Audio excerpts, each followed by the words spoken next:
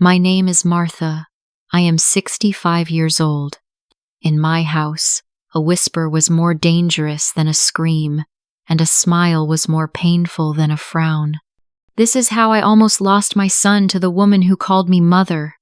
I am sitting alone in my small, dark room. The only sound is my own heavy breathing.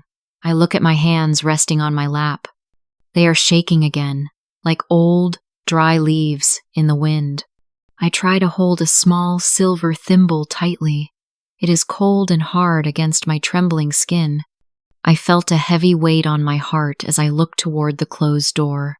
I thought I was being a good mother by staying quiet. I knew Lydia was watching me with her sharp, cold eyes. She was waiting for me to fall. Thomas, my only son, stood between us. He had to choose between his mother's life and his wife's velvet trap. I whispered to myself, "Please, let him see the truth before it is too late." Many years ago, I was a seamstress. I worked in a small, crowded room with an old sewing machine. Every night, the machine made a loud, click-clack sound. My back often felt stiff, and my eyes were very tired under the dim light, but I never stopped working. I made dresses for rich people so my son, Thomas, could have a good education. I worked until my fingers were sore. I felt a deep sense of pride every time I saw him in his clean school uniform. I thought my sacrifice would lead to a happy future. Slowly, my body became weak. My hands started to tremble like dry leaves.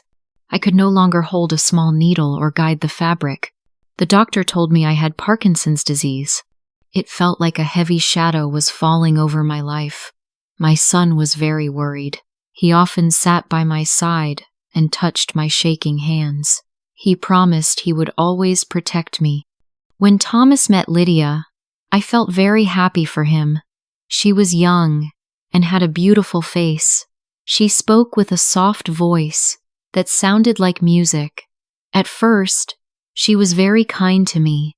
She helped me walk and brought me warm tea. I thought I had found a daughter to love. Thomas looked at her with bright eyes, and I felt a sense of peace in my soul. Lydia called me mother with a sweet smile. She cleaned my room and listened to my stories. I whispered to myself, "My son has found a wonderful woman." But as my illness became worse and I needed more help, her kindness began to disappear. Her soft voice became cold. I thought we were a perfect family, but little did I know that her smile was just a velvet trap. One evening, my hand shook more than usual. The bowl of warm soup fell to the floor.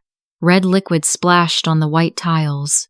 I felt a sharp pain in my chest, not from my illness, but from my shame. Lydia did not scream. She did not say a word.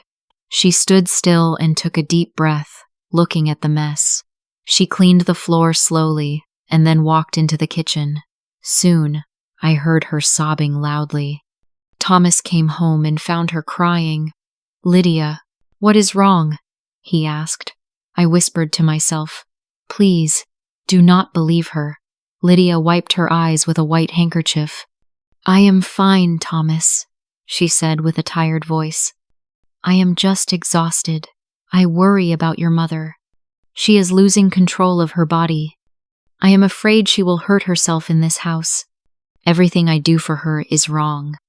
A few days later, Lydia brought a food tray to my small, dark room. She looked at me with a cold stare. "Thomas thinks you need more dignity," she said. "It is better if you eat here in your room. This way, we do not have to watch you struggle with your food during dinner." I felt like a piece of trash in my own home. Every time I coughed, she closed her eyes as if I were polluting her air. That's when I realized my son was becoming a stranger in his own house. One night, the walls felt very thin. I heard Lydia talking to Thomas. Her voice was soft, but it felt sharp like a needle. She held his hands and looked into his eyes with fake tears. "I have tried my best for us," she whispered. But look at you. You are getting thin from working and paying for her medicine. If this continues, our family will break." She sighed deeply. "Maybe a place with professional care is better for her. You must choose. Thomas, do you want our future, or do you want to stay in this pain?" Thomas stayed silent for a long time. I laid on my bed and stared at the ceiling. My hands were shaking uncontrollably. I felt like a heavy burden. I stayed silent because I saw my son was very tired. He loved his wife. I thought I was helping him by saying nothing, but I was only feeding the snake.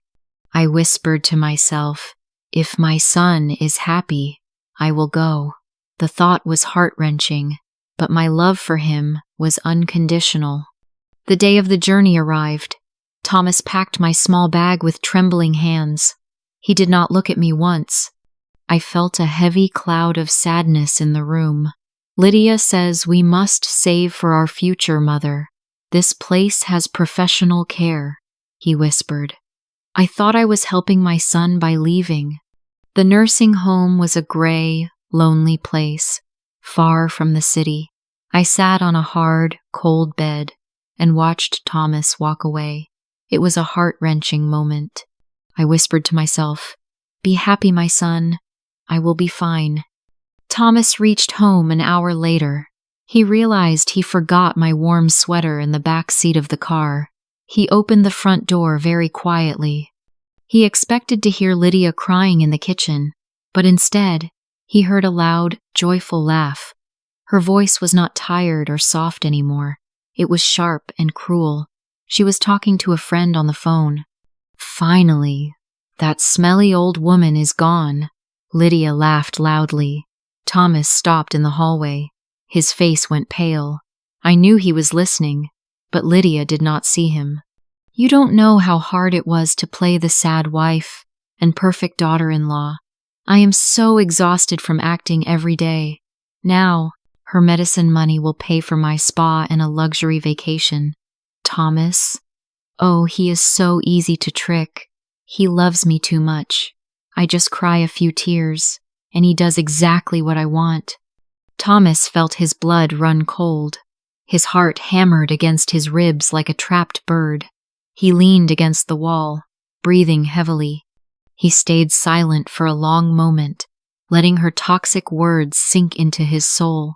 Little did I know that at that very moment, my son's eyes were finally opening to her manipulation. He stood in the shadows, and the house felt colder than the nursing home. Thomas did not wait another second. He ran to his car and drove back to the gray nursing home as fast as he could. Inside the cold room, I was sitting on the edge of the hard bed. I was trembling. I was still holding my old dusty bag tightly. I felt so alone in that dark place. I thought about my life and my son. I wondered if he would ever come back. Suddenly, the door flew open. It was Thomas. His face was red, and he was breathing heavily. He looked at me, and his eyes were full of deep pain. He ran to me and fell to his knees. He grabbed my shaking hands and pressed them against his face. Hot tears ran down his cheeks. "Mother, I am so sorry," he sobbed. "I was so blind. I was so stupid." I took a deep sigh. I knew he had finally heard the truth. I felt a mix of sadness and relief. I thought I could keep my secret forever to protect him, but the truth always finds a way. I whispered to myself, "It is okay, my child. Everything is okay now." With my trembling fingers, I opened my old bag. I took out a small, blue bank book and a folded letter. I placed them in his hands. "Read it, Thomas," I said softly. He opened the letter with wide eyes. I had written, "My dear son, I know Lydia is exhausted from cleaning after a smelly old woman like me. I had a lot of money saved from my years of sewing. I wanted to go to a better home, but Lydia told you we were in debt. She told you we had no money. I knew she was lying. I knew she hated me. I saw it in her eyes every time I made a mess or coughed. I came to this place so you wouldn't have to worry about the cost. I wanted you to take my savings and give them to her. I wanted you to save your marriage. I am old, Thomas. My life is almost over. I only want you to be happy." Thomas stared at the letter. He looked at the bank book. It was all my life savings, a very large amount. He realized that I saw through Lydia's manipulation from the beginning. He knew I chose to suffer in this cold place just so he wouldn't lose his wife. "You knew?" he asked with a broken voice. "You knew she hated you, and you still went?" I touched his hair gently. "A mother always knows, Thomas," I said, "and a mother's love is unconditional." He covered his face and cried loudly. The room was silent for a moment as we both let the pain out. I felt his heart breaking, and it was heart-wrenching. Little did I know that his tears were the start of a new life. He stood up, picked up my bag, and said firmly, "We are going home, Mother. Right now." Thomas drove me back to our house. Hardly had he entered the hallway when the drama began. Lydia was in the living room, a glass of champagne in her hand. When she saw us, her eyes went wide. She quickly put the glass down and ran to me with a fake smile. "Oh, Mother, why are you home so early?" she cried. She tried to hug me, but I felt her body was stiff and cold. "Thomas, you made me so worried. I was just sitting here praying for her safety." Thomas did not move. He stood still, staring at her with eyes like ice. He took a deep sigh, and for a moment, the room was completely silent. I felt the heavy tension in the air. Without saying a word, he took out his phone and played the recording of her joyful phone call. The sound of Lydia's cruel laughter filled the room. Her face went white. The velvet trap was finally broken. She fell to her knees and grabbed Thomas's legs. Tears ran down her face, but I knew they were not real. "Thomas, you understand wrong," she sobbed. "I said those things because I was under so much pressure. I was just talking to a friend to feel better. You know I love your mother. I have cleaned after her for 3 years. Are you going to throw away the wife who sacrificed her whole youth for you?" I felt a sharp pain in my heart. I thought about how many times she had made me feel like a burden. I knew she was still trying to manipulate him. I whispered to myself, "Please, Thomas, be strong." That's when I realized my son had truly changed. He coldly pushed her hands away from his legs. His voice was firm and calm. "Your sacrifice was just a theater play," he said. "But my mother's sacrifice is made of blood and bone. You did not clean for her. You were only cleaning the path to take this house. You did not love me.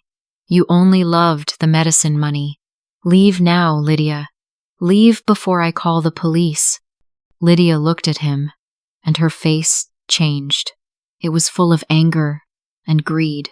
She stood up, grabbed her bag, and walked out of the door. The house was finally quiet. I took a deep breath, and I knew we were safe. My life changed once more. The house felt peaceful and quiet. Thomas did not look for professional care or a hired nurse. He decided to do everything himself. Every morning, he woke up with a gentle smile. I felt a sense of calm I had not felt for many years. I thought my son was finally free from the velvet trap. One afternoon, my hand shook, and I accidentally knocked over a glass of water. The floor became wet. I looked at the mess, and I felt a sudden fear.